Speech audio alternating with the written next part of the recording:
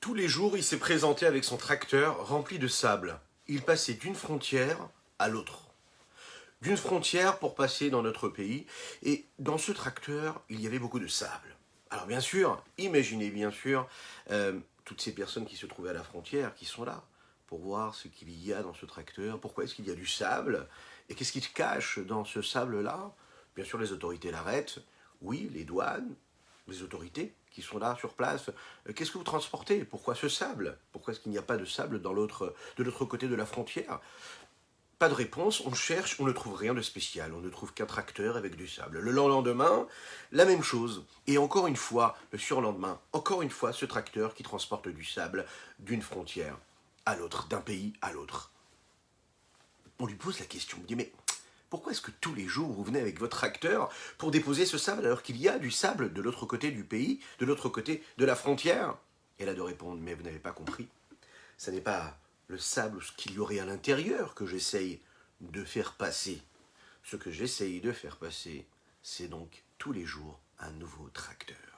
Et donc le sable, c'est juste le moyen qui me permettra, ce leurre-là, de faire passer ce tracteur de l'autre côté de la frontière et de cette façon-là de ne pas payer les douanes, de ne pas payer les taxes qui seraient nécessaires.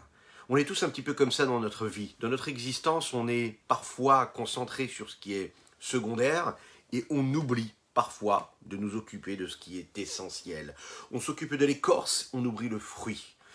On oublie l'essentiel, on s'attache à ce qui est superficiel. C'est notre histoire.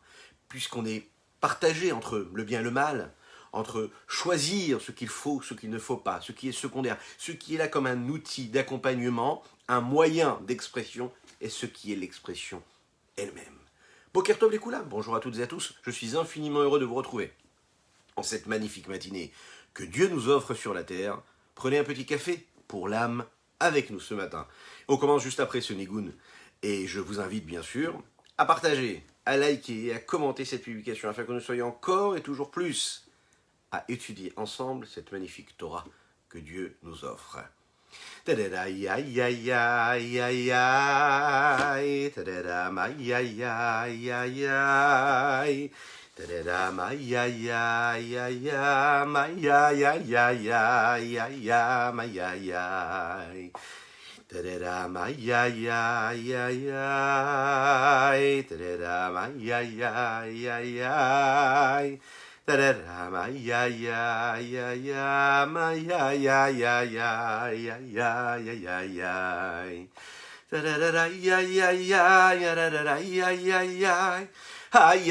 ma ya ya ma ya ya ya da da da da ya ya ya da da da da ya ya ya ay ay ay ya ma ya ya ya ya ya da da da ya ya ya ay ay ay ay da da da da ya ya ya ma ya ya ya ya ya da da da ya ya ya ay ay ay ay da da da da ma ya ya ya ya ya ya ya ya ya ya ya ya ya ya ya ay ya ya ya ya ya ya ma ya ya ma ma ma ma ma ma ma ay da da da di da da da da ya ya ma ya ya da da da da ya ya ya ya da da da ma ya ya ya ya ma ya ya ya ya ya ya ay da da da di da ba bam bam bam ba bam bam bam Boker Tov ay ay ay ay ay ay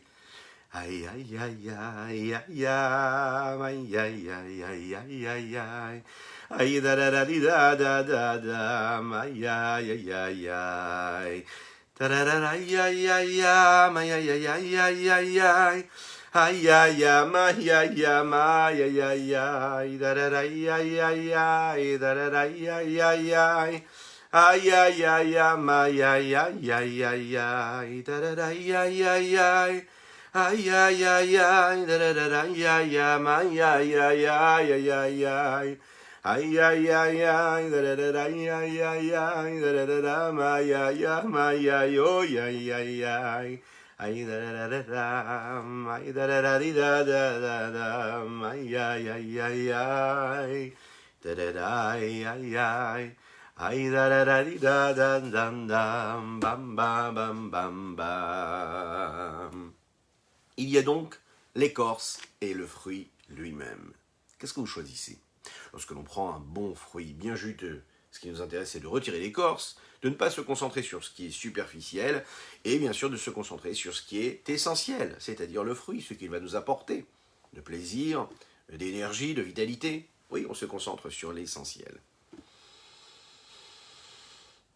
Qu'est-ce qui est du côté de la sainteté, de l'essentiel? Qu'est-ce qui est superficiel et qui est secondaire? Ce qui serait l'inverse de la sainteté. Zé leumadze. Dieu a créé la sainteté, mais il a créé ce que nous appelons sitra achara, l'autre côté, le côté de l'impureté. Tout ce qui n'est pas de la sainteté est donc profane. Tout ce qui n'est pas nécessaire à la sainteté et à la connexion avec Dieu est donc profane.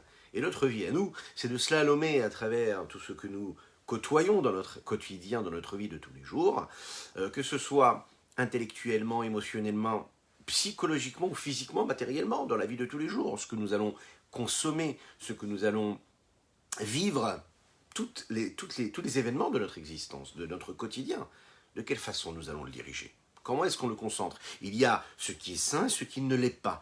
Ce que nous avons appelé la clipa, donc ces écorces-là, qui sont cette écorce-là qui couvre, qui sont cette carapace qu'il faut vraiment faire partir, faire disparaître pour aller se concentrer sur l'essentiel, notre essence, qui est celle de Dieu. Vous savez, c'est un petit peu comme dans un mariage. On peut passer des mois à préparer des mariages, et on le sait, à notre époque, c'est comme ça que ça se passe, parfois, malheureusement. On passe des mois à préparer ce mariage. Avec la période que nous avons vécue avec le corona, on s'est rendu compte que tout cela avait beaucoup de futilité. On s'est rendu compte de ce qui était essentiel et ce qui était secondaire. Mais pendant des années, on a préparé les mariages pendant des mois. On met des milliers d'euros pour choisir les couleurs, les décorations des tables, pour choisir les lumières, pour choisir chaque petite chose, chaque petit détail pour l'organisation de ce mariage. Et parfois, on oublie l'essentiel. Mais l'essentiel, c'est quoi? C'est le mariage lui-même. Un mari, une femme qui se marient. On oublie parfois ça. On est vraiment pris par tout ce qui est autour et qui parfois même peut déranger, même à cette phrase que le khatan va prononcer devant la kala et lui dire « Arehat mekudeshet li, tu m'es sanctifié » comme la loi de Moshe et d'Israël. Oui, la phrase essentielle, c'est celle que nous prononçons tous les jours à Dieu, avec Dieu. Cette union qu'il y a entre le peuple juif et Akadosh Baruch Hu, c'est le mariage. Ce mariage, c'est un mariage qui se vit à chaque instant de notre existence. Au moment où on va prendre notre petit café pour l'âme et qu'on va dire Baruch Ata Hashem She'akol Nihya Bidvaro, eh bien on se marie avec Dieu. Et oui, c'est comme ça. On s'unit à lui. Au moment où nous allons faire une mitzvah, on va prendre une petite pièce, on va la mettre dans la tzedaka avant de faire notre prière, notre tefila, eh bien on est en train de s'unir à Dieu. Mitzvah melachon safta vechibor, on s'attache à Dieu. On devient kadosh, on devient saint. Dieu est appelé à kadosh baruch Hu.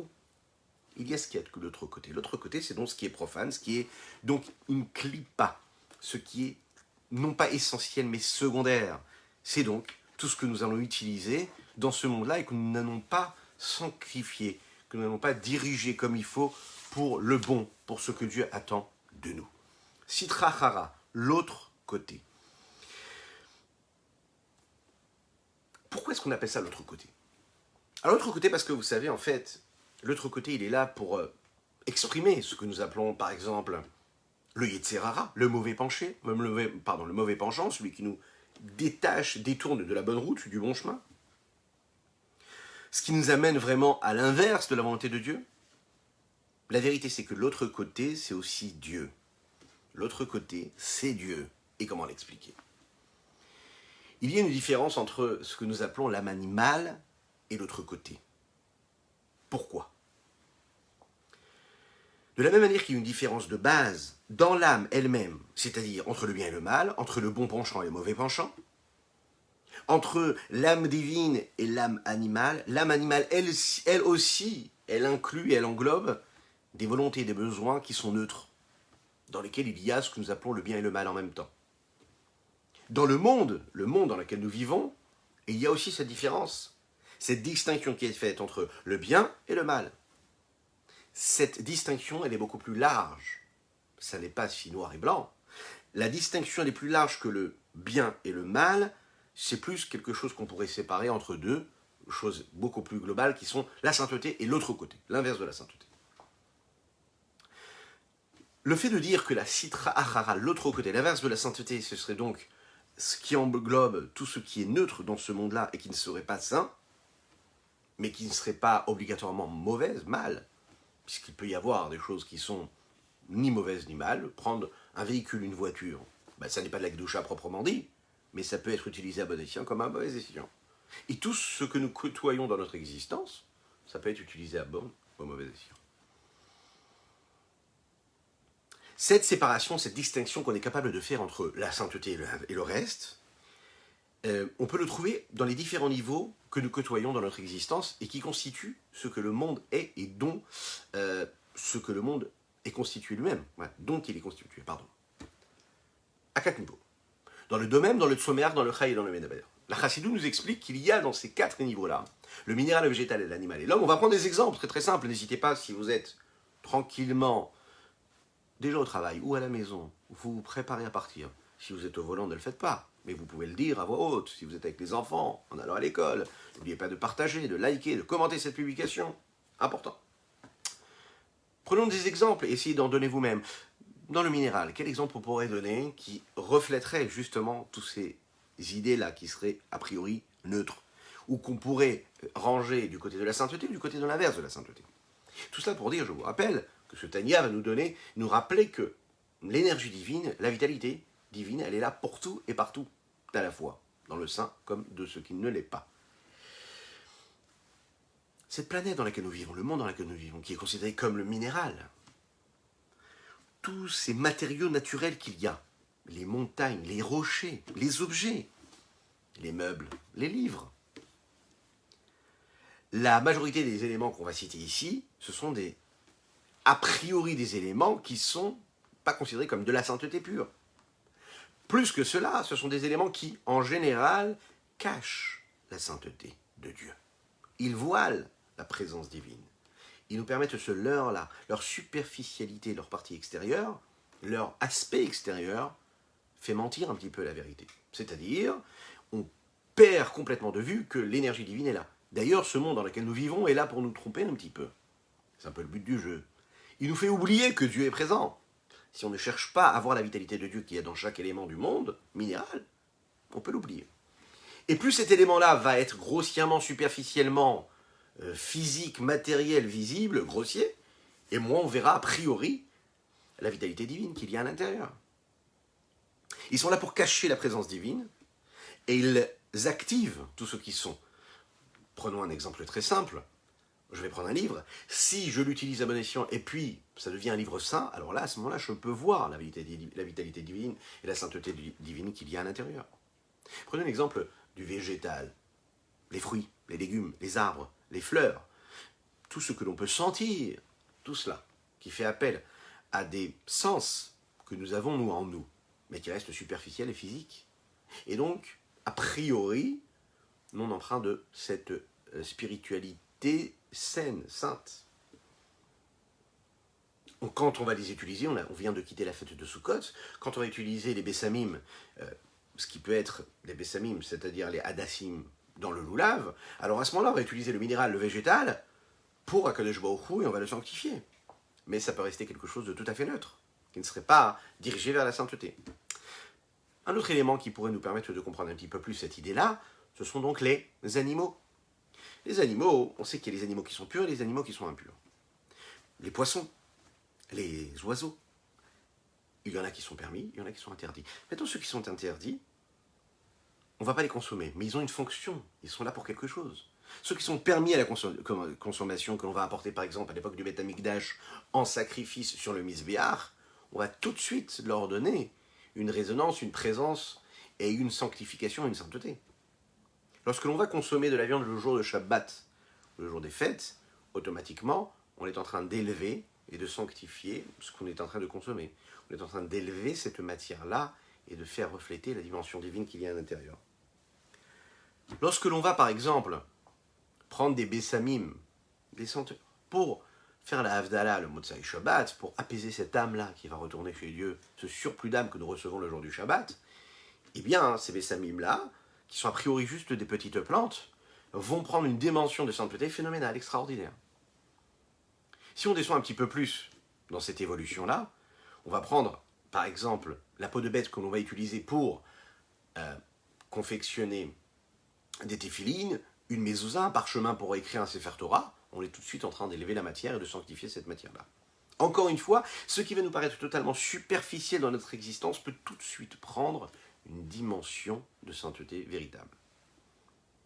Le Médaber, celui qui parle, l'homme. Eh bien l'homme, il peut être l'expression de son âme animale, il peut être aussi l'expression de son âme divine. Il peut exister à travers l'un comme à travers l'autre. Tout est au contact de et en rapport de la Sitra Achara, l'autre côté. Que ce soit l'homme, que ce soit son âme animale.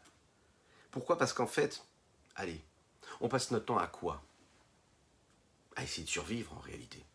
Un homme se lève le matin, qu'il soit marié avec des enfants ou pas, il se bat pourquoi? Pour survivre. Il va se mettre au travail pour gagner sa vie, pour subvenir à ses besoins. Il est vraiment dans cette dimension-là, il est dans ce mouvement-là. Il est là pour survivre. Il existe, lui, l'âme divine, celle qui est sainte, celle qui est pure. Son essentiel, elle, c'est l'inverse d'exister. Elle, pour elle, c'est celle qui nous demande de ne pas exister pour laisser Dieu exister en nous. On est dans un mouvement totalement inverse de celle de l'âme animale, qui, elle, se bat pour elle, pour sa survie elle-même. Parfois, elle oublie l'essentiel, et ça n'est plus donc une survie vitale, mais c'est survivre à ses penchants superficiels, à ses tentations, ses pulsions, puisqu'elle elle n'est jamais assouvie, cette soif que l'âme animale a, et donc elle aura toujours besoin d'autre chose. Elle ne sera jamais calmée, apaisée, l'âme animale. Pourquoi? Parce qu'elle cherche à être elle-même, alors que l'âme divine, elle, va très rapidement s'apaiser, puisque dès l'instant où on s'inscrit dans ce projet-là, c'est-à-dire qu'on est conscient qu'on doit cesser d'exister pour laisser Dieu exister, on est apaisé tout de suite. En fait, c'est logique, c'est même physique. Lorsqu'on est moins en mouvement et en quête, lorsque l'on est dans cet apaisement d'annulation, lorsqu'on se met en retrait, eh bien il y a moins de fatigue, il y a moins d'effort. Ça reste un effort spirituel, et donc le fait de ne pas être, ça laisse Dieu exister, et donc c'est beaucoup plus rassurant, et ça calme beaucoup plus l'être. Malheureusement, on se laisse avoir parce que la vie nous entoure et nous donne, et puis ce que la Neshfesh Haba'amit, c'est-à-dire cette âme animale qui représente l'autre côté, lui, nous vend quelque part. Cette quête infinie, perpétuelle, d'aller toujours chercher quelque chose d'autre, de ne jamais être assouvi. De se dire que le temps de travail que l'on s'est imposé ne suffira jamais, puisqu'il y a encore quelque chose à faire, et encore quelque chose à gagner, et encore quelque chose à assouvir. Et cela, ça ne s'arrête jamais. La vie globale en général, aller manger, aller boire, aller dormir, aller travailler, aller profiter, avoir des besoins physiques, des plaisirs physiques. Avoir une famille, construire, bâtir un foyer. En général, si on ferme les yeux et on regarde un petit peu notre vie, on se rendra compte qu'on est plutôt en train de servir, c'est triste de le dire. On est en train de servir la Sitra Achara, c'est-à-dire l'autre côté, ce qui n'est pas la sainteté, plus que la sainteté elle-même. Pourquoi?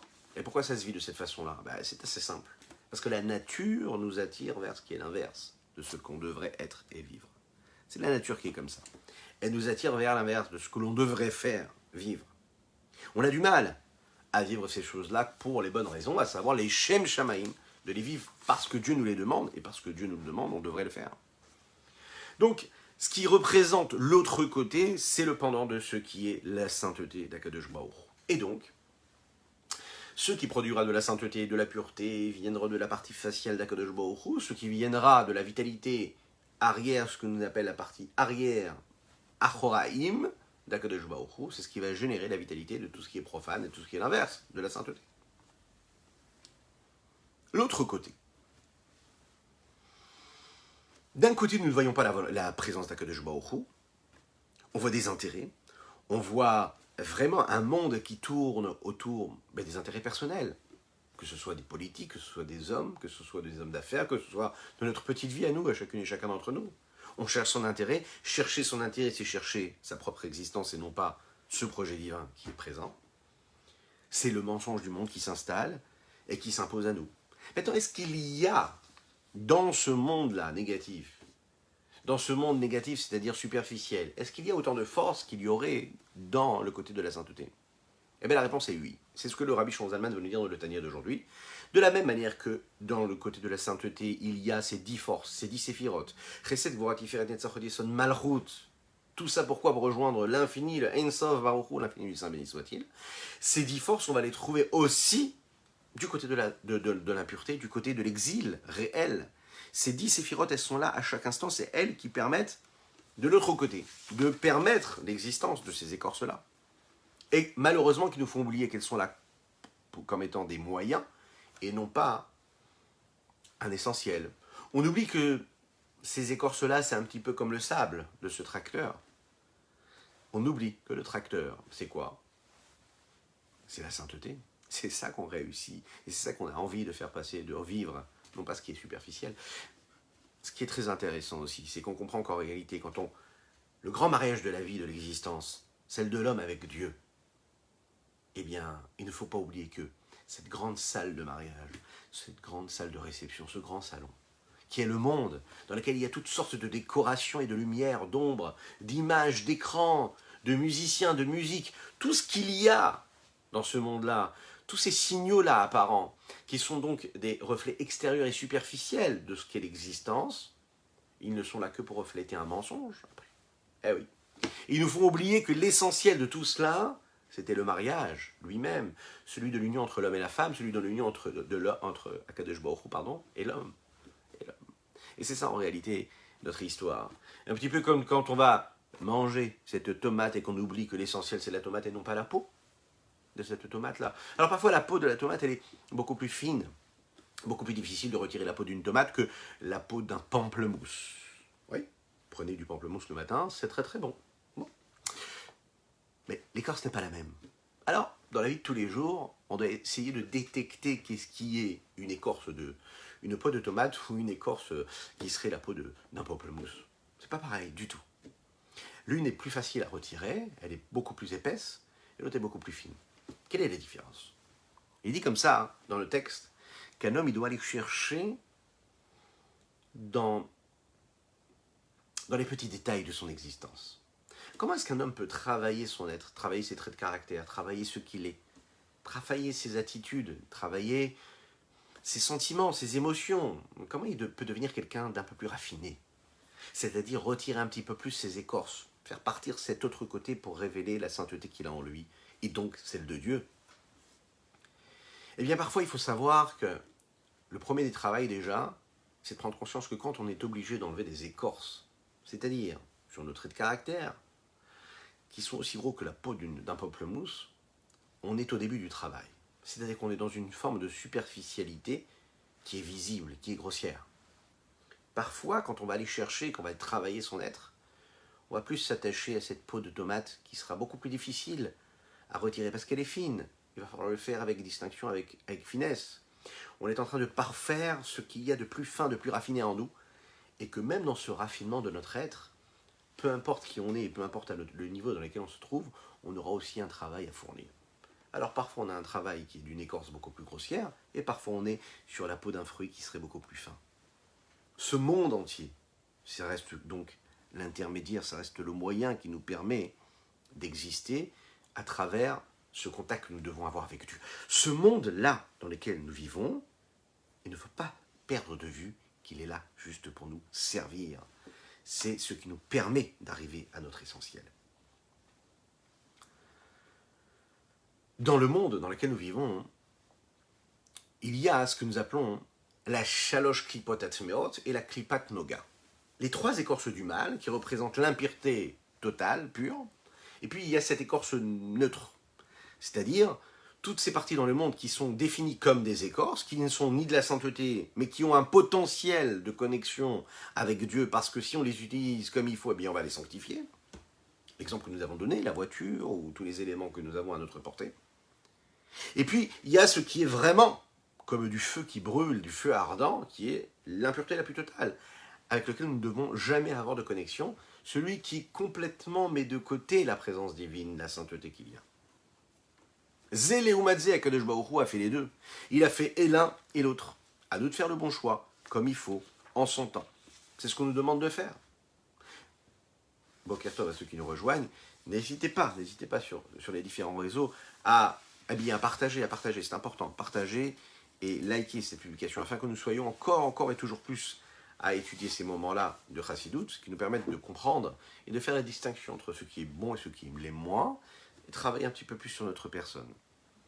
Bon, alors nous l'avons compris, le monde n'est ni bon ni mauvais, le monde il est a priori, globalement, il tend vers le négatif, vers tout ce qui est profane. Eh bien oui, parce qu'en général, ce qui est bon nécessite des efforts. Mais une des questions essentielles que souvent les gens ont dans l'existence, c'est que la vie, dans sa plus grande richesse et dans toutes ses dimensions, que ce soit dans le travail, que ce soit dans la famille, dans la recherche, dans la quête de la richesse, que ce soit dans l'épanouissement du couple, que ce soit dans ce que nous recherchons comme plaisir physique, que ce soit dans l'évolution technologique, scientifique, que ce soit dans nos rapports sociaux, que ce soit dans toutes les créations artistiques, dans le domaine artistique, philosophique. Tous ces domaines-là sont censés avoir un contact avec le judaïsme, avec la sainteté de Dieu. Toute cette richesse que le monde est capable de nous offrir, comment est-ce qu'on y trouve un lien avec Dieu?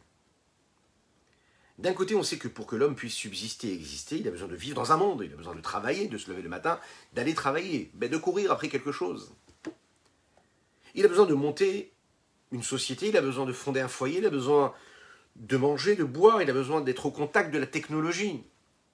Aussi belle et grande et évolutive soit-elle, de ne pas la subir, mais de s'en servir comme il faut. Un homme a besoin d'avoir des liens sociaux. Un homme a un penchant très très fort dans la vie qui lui demande et qui exige de lui d'être vivant. Cet esprit un peu épicurien, qui est en fait souvent une forme de bonne santé, cérébrale, psychique, psychologique, humaine. Oui, un épicurien a le sens de la vie.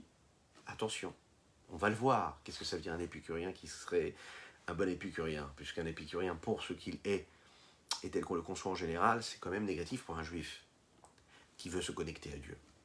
Mais on va le voir. Il y a la possibilité de se sanctifier tout en l'étant. D'un autre côté, on demande à l'homme d'être concentré sur cet attachement avec Dieu, à Dieu. Et a priori, ce qu'on va lui demander, c'est de se détacher de ce que ce monde-là lui offre. Oui, mais dans ce monde-là, et de tout ce qu'on lui demande de se détacher, il y a une vitalité divine. Alors comment il va faire pour y avoir un contact sans sombrer dans cela? Il y a donc ce conflit. Il y a ces remords qui s'installent chez l'homme. Quand il est obligé d'être au contact, un contact intensif avec ce monde, depuis le moment où il se lève le matin jusqu'à la dernière seconde où il reste réveillé avant de s'endormir en faisant le schéma Israël. Il se lève, et c'est tous les jours le même geste. Il fait Netilat Yadayim, juste avant il a dit Modéani, il va s'habiller, et puis il s'habille comme il faut, il va respecter les lois du Shulchan Aruch, mais tous les jours, le même geste. Il va aller prendre son petit café, appuyer sur sa petite machine Nespresso pour faire comme tout le monde, et mettre en route cette petite capsule qui lui donnera ce petit café.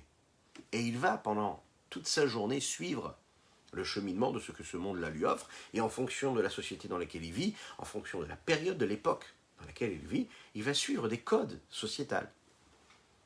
Il est contraint de cela, il ne s'en rend même pas compte, il est contraint de cela. C'est le monde qui lui impose. Parfois même, les gens pensent qu'un juif qui serait, un bon juif qui serait au contact de Dieu, attaché à Dieu, ça doit être obligatoirement, chas v'shalom, quelqu'un qui est pauvre. Quelqu'un qui ne marche pas, qui ne vit pas selon les codes de la société. Oui, c'est un petit peu ce qu'on pourrait s'imaginer. Pour être tzaddik, chas v'shalom, ce serait donc être pauvre.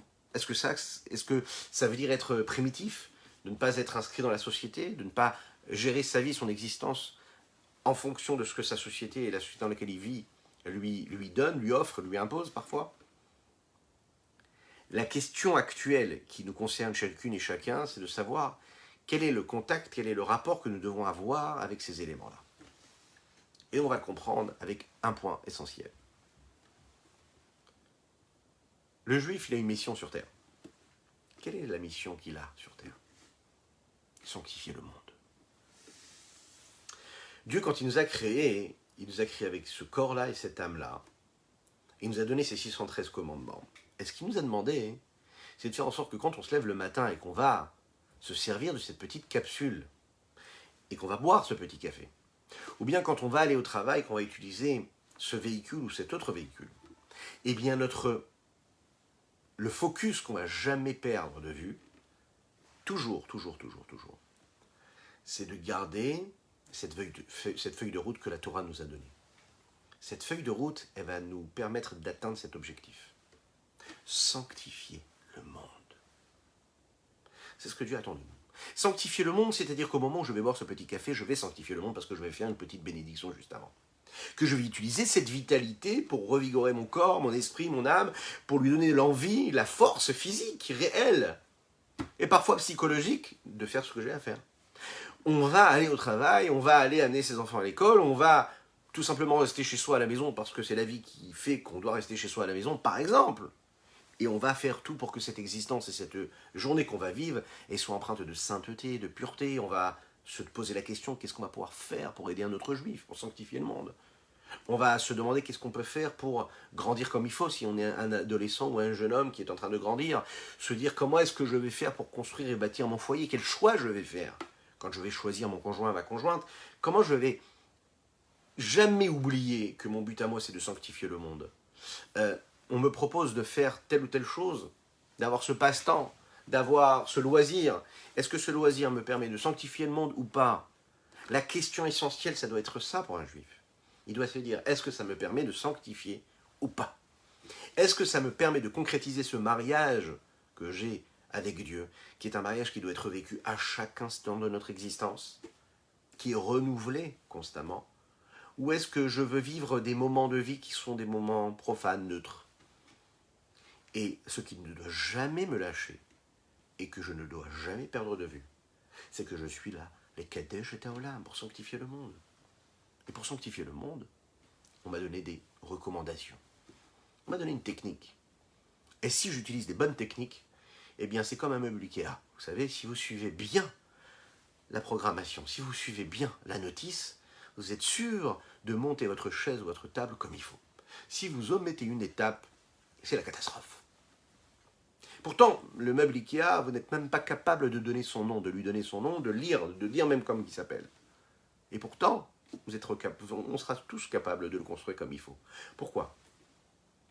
Eh bien parce qu'on a un objectif, parce qu'on nous a donné un dessin, parce qu'on nous a donné un programme, on nous a donné des chiffres. Et si on suit chaque étape, on réussit à atteindre notre objectif. Alors peu importe qu'on soit un grand menuisier, qu'on soit un grand artiste, peu importe qu'on soit un grand bricoleur ou pas, on saura à un enfant de 7-8 ans, allez, j'exagère, un enfant de 9-10 ans, il est capable de monter un meuble Ikea. Ah oui, c'est comme des Lego en fait en réalité. Et pourtant, ça n'est qu'un enfant. Il n'a pas besoin de force.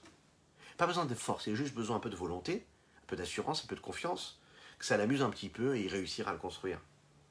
Eh bien le monde, en fait, il faut le voir de cette façon-là. Un juif, il a eu le cadeau céleste. Dieu lui a donné la Torah. C'est un plan, c'est une feuille de route. On a juste à suivre ce que Dieu nous demande de faire. Juste on met de côté sa pensée. Celui qui monte le meuble Ikea, s'il décide de faire comme son intelligence lui impose, et il se dit peut-être que je mettrai cette pièce-là avant cette pièce-là, il ne réussira pas à construire ce meuble-là. Akadosh Baruch Hu, ce qu'il nous demande, c'est de suivre, de ne pas mettre notre tête, de ne pas mettre notre cœur, de ne pas mettre notre corps, attention, dans ce qu'il y a de profane et de superficiel en eux, mais de mettre le côté de notre tête qui se connecte à Dieu, le côté de nos sentiments qui se connectent à Dieu, le côté de notre corps qui se connecte à Dieu, pour faire ce qu'il nous demande. Et là, on est tranquille. Là, tout se passera bien. Il ne faut pas se mettre au travers de cette intention divine, de ce qu'Akadosh Baruch Hu il attend de nous. De cette façon-là, tout ce qu'on utilisera sur cette terre-là, tous les moyens seront bons et ils seront utilisés à bon escient, comme ce qu'Akadosh Baruch Hu nous demande. Regardons dans les mots ce que Akadosh Baruch Hu ici nous dit à travers les mots de Rabbi Shneur Zalman de Liadi dans le Tanya d'aujourd'hui. Veine. Et donc voici. De la même manière que de la sainteté, il y a ces 10 séphirotes, les 10 forces de l'âme divine, Zeleumadze, Asaeokim. On sait qu'à l'inverse, il y a aussi ces forces-là, Yesh Asara, Kitredim Saavuta. Il y a ces 10 couronnes de l'impureté. De la même manière qu'il y a les 10 forces de la sainteté. Umeen, Nimshechot Nafshot Aumot, Gamket Klot Meser Bechinot Elu Mamash, et de ces 10 forces de l'impureté, ces 10 couronnes de l'impureté. Il y aurait donc ces âmes de toutes les nations qui proviendraient. Et il y a en elle, Gamken, Klulot, Messer, Prinotel ou Mamash, il y a véritablement ces 10 forces en elle.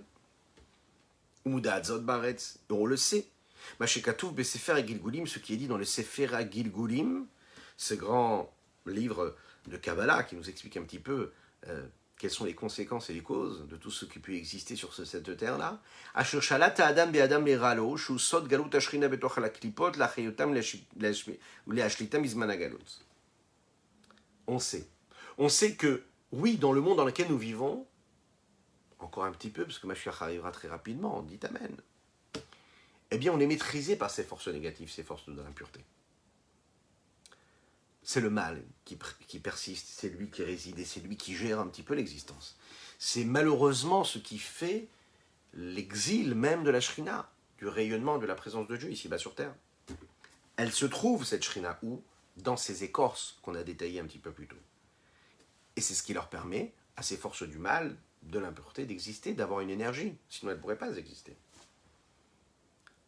Aval ou les ralo. Qu'est-ce que ça veut dire?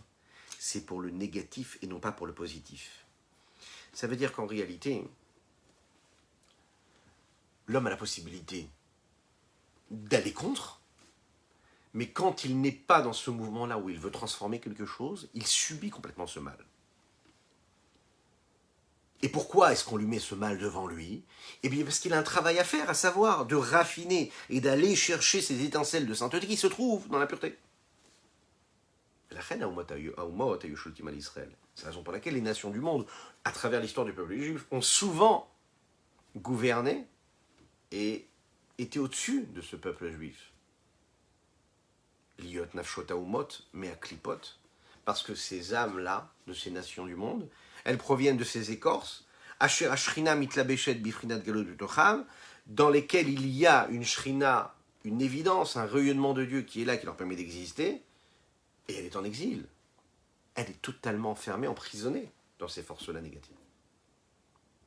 Et le Rabbi Shimon Zalman nous dit, Veine Avze, la façon avec laquelle cette shrina-là, cette présence divine, s'habille, s'introduit et se retrouve donc en exil dans ces écorces-là. Parce qu'on doit bien l'imaginer, s'il n'y avait pas cette énergie divine, personne, aucune nation du monde, ne pourrait faire ni du bien ni du mal. Elle ne pourrait pas avoir d'énergie. Afshezé, bien que la façon avec laquelle cette shrina-là est en exil. Tsarich be'uracha vechuma, il faut bien sûr approfondir cette idée. Comment, de manière large, comment cela se passe, pourquoi cela se passe, comment ça se passe. Mikol makom haemet kenu, la vérité, elle est telle qu'elle est. Et là, chez Afal Piken, en aklipot ve'omot yon ki mukablim chayut, il faut quand même le savoir que ces écorces et les nations du monde ne s'abreuvent et ne reçoivent de la vitalité uniquement, si ce n'est que elam he'ara nimshechet la'ami b'chinat achorim digdusha, si ce n'est de ce reflet, de cette lumière qui leur provient de la partie arrière de la sainteté, keman deshadi batar katfe, un petit peu comme une personne qui jetterait quelque chose de nécessaire qu'il devrait donner à quelqu'un qu'il n'aime pas particulièrement, mais qui serait obligé de lui donner, et qui jetterait par-dessus l'épaule. C'est de cette façon-là qu'Akadosh Baruch Hu nourrit, et qui donne la vitalité à toutes les forces négatives qu'il peut y avoir dans le monde. Verv Gamzot, et même quand il le fait à l'idée de Tzimtzumim, il le fait avec tout un système de contraction, de compression, de condensation, d'écrans, mesachim, des écrans, mesachim rabim ba'atsumim, puissants, opaques, qui vont cacher cette sainteté qu'il a lui. Ad, shenit la besha et arazo bechomriot haolamazé, ou mashpiat la olamot, osher echavod chol tanogim geshmim, à tel point que cela se traduit comment cette vitalité? Comme étant, allez, l'orgueil, l'honneur, la superficialité que les plaisirs matériels peuvent offrir, ils existent. Machenken Israël, ce qui n'est pas le cas du peuple juif qui lui, Yomkim mibrinat panim eilunim, eux vont se servir et eux s'abreuvent et se nourrissent de l'énergie profonde qu'il y a chez Akadosh Baruch Hu, qu'il y a chez Dieu. De manière superficielle et de manière extérieure, on a l'impression que c'est la même vitalité, mais ça n'est pas du tout pareil. D'un côté, nous avons la partie arrière qui nourrit les forces extérieures, et de l'autre côté, le peuple juif qui lui reçoit de la partie profonde, intérieure, suprême. Qui est Moshe Katouf, comme il est dit dans les versets, Ya'er Hashem panav elecha, comme nous le disons dans la bénédiction des Kohanim, Ya'er Hashem panav elecha. Dieu va éclairer sa face elecha vers toi. Kol echad ve'echad defi shoresh nishmato adruma ma'alot. Et là, ça va se passer comme ça. Chacun, en fonction de son niveau, lui, va recevoir une forme de rayonnement. Parce qu'on n'est pas tous au même niveau, pas tout le monde ne fournit le travail le même que l'autre. Et en fonction de nos efforts, alors à ce moment-là, on va réussir à apporter quelque chose dans cette évolution-là. Vous savez ce que le Maguide de Mezrich avait l'habitude de dire? Il disait, ce monde-là dans lequel nous vivons, ce corps dans lequel nous vivons, il faut aussi le respecter et il faut s'en servir comme il faut pour y permettre cette sanctification de l'être. Il y a un principe qui dit Kol ma'asecha yu leshem shamayim. Tout ce que tu fais dans ta vie, ça doit être fait pour Dieu. Vous pouvez essayer de le faire chez vous. Essayez par exemple de vous dire aujourd'hui, cette journée qui commence, ou qui continue pour certains, comment je vais faire en sorte que, allez, au moins 10 pensées ou 10 actes que je vais avoir aujourd'hui soient dirigés, mais uniquement dirigés, les Shem Shamaim pour Dieu. Ah, j'ai été trop gourmand. 10, allez, peut-être 5. C'est un bon challenge pour la journée. Dites-vous, est-ce que vous êtes capable de faire 5 actions? Mais attention, des actions qui sont concrètement et véritablement, profondément pour Dieu, et non pas pour vous. Parce que parfois, même quand on va prier, on prie pour soi. Prier, ça peut être parfois une routine, ça peut être un rituel. Comme on prend le café le matin, on va prier. Réussir à faire un travail sur soi, de se dire que quand j'emmène mes enfants à l'école, je le fais les Shem Shamaim. Je vais juste avoir une pensée, une petite pensée, d'accord? Quelques secondes, une minute, je vais y penser si je suis en voiture, et de me dire, allez, quand j'amène mes enfants à l'école, je le fais pour Dieu. Et pas juste la phrase. Comprendre profondément qu'est-ce que ça veut dire que je le fais pour Dieu. Comprendre que tout ce que Dieu a créé sur terre, il a créé pour cette sainteté-là, et non pas pour autre chose. Me dire que quand je vais aller manger ensuite, je vais le faire les Shem Shamaim, avant de le faire. 5 actions. Il y a tellement d'exemples, tellement d'événements qu'on vit dans une journée, et de se dire, comment est-ce que je vais vraiment le vivre comme il faut, c'est-à-dire les Shem Shamaim pour sanctifier le nom de Dieu. Vous allez voir que votre vie va changer. Pas 10, 5. 5 événements de votre journée. Le Maguide de Mezrich disait comme ça. Il faut bien sûr faire attention à tout. Et de ne pas non plus se séparer de ce monde-là qui nous entoure. Comme on l'a dit, parfois on va se dire, mais ok, parfait, puisque ce monde-là il est superficiel, il est profane, et qu'il m'attire vers le négatif, vers le mal, vers l'inverse de la sainteté, mais je vais m'en détacher.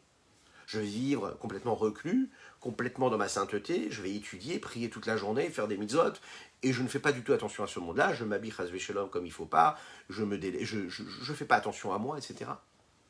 Le Maguide de Mezrich, tu disais comme ça, une petite fissure, une petite cicatrice dans le corps de l'homme, c'est une grande cicatrice dans la neshama, dans l'âme d'un homme.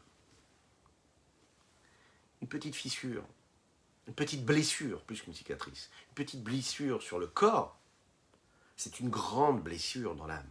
C'est-à-dire qu'un juif, il ne peut pas se dire « je vais délaisser mon corps ». Un juif ne peut pas dire « non mais moi je suis spirituel ». Donc le monde qui m'entoure, je le délaisse, je le dénigre. Pas du tout. Tout ce que Dieu t'a offert sur cette terre-là, tu dois le respecter.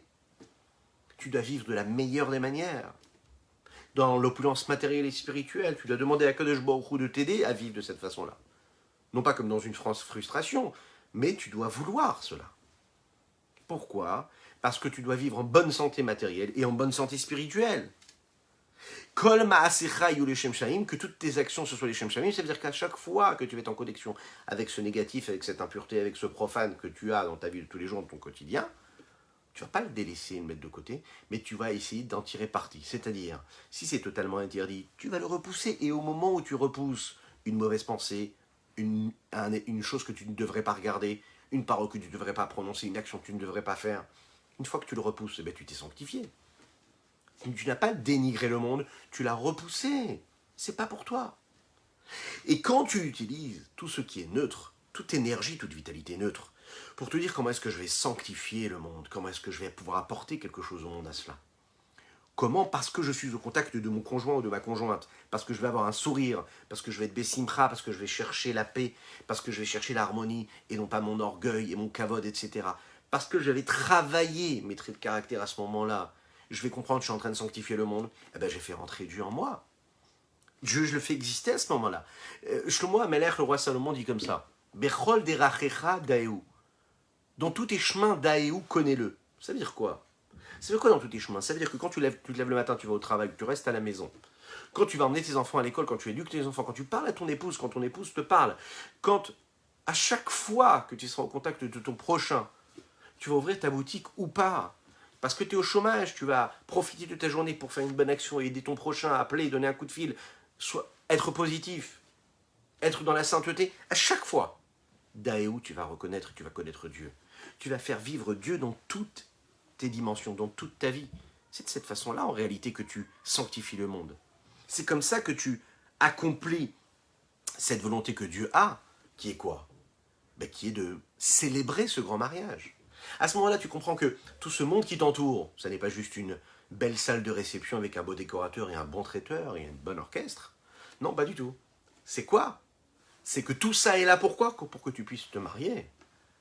Ce monde-là, tout ce qui passe autour de toi, il est là pour te faire choisir dans cet arbre-là du bien et du mal.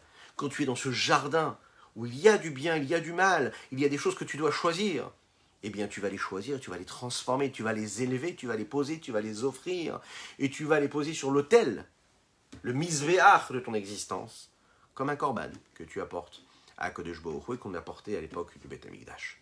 Sur ces mots-là, je vous souhaite une excellente journée, que Dieu vous bénisse et qu'il vous protège, qu'il inonde votre existence de bonté, de grâce et de miséricorde dans la largesse matérielle et spirituelle. Passez une bonne journée, n'oubliez pas de commenter, n'oubliez pas de liker et de partager afin que nous soyons encore et toujours plus